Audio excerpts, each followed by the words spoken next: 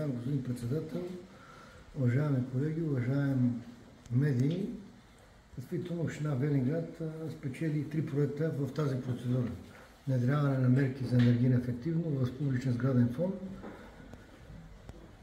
плувния басейн, плюс още 2 читалища. Народно читалище Методи Драгинов и образцово народно читалище Свети Кирил и Методи. Ние сме преценили като общинска администрация с кои обекти да кандидатстваме. Както така отбеляза и госпожа Томова, действително плувния басейн беше за ремонт и в крайна сметка плуването е един от спортовете, който е бил винаги водещ в община Велинград. И резултатите, които са постигали през годините нашите състезатели, винаги са били едни от първите в национално ниво. Дори и Петър Мицин, видяхте, че отиде на Олимпиада и много други. В момента и много хора спортуват, така че не случайно сме се справили на този обект. Разбрахте, че има и самоучастие.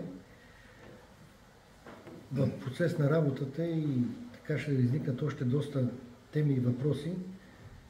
Канализацията е много важна да се направи и доста други вътре ремонти, които също трябва да бъдат осъществени и направени. Те не са под въздействие на проекта, защото там се касае само за мерки, които подобряват енергийната ефективност и да се постигне клас Б, но в крайна сметка общинска администрация ще направи всичко възможно да създаде нова, по-качествена среда, с оглед на това спортистите да спортуват при нормални условия, които съответстват на техните резултати, които до момента са постигали. Така че това е един много важен обект в община Велинград.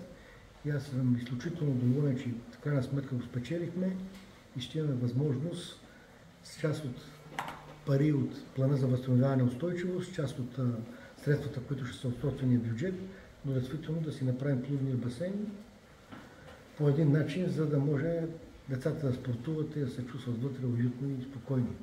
Това е, което мога да кажа. Доволен съм. Положили още веднъж да благодаря и на общинска администрация за работата и труда, който положиха.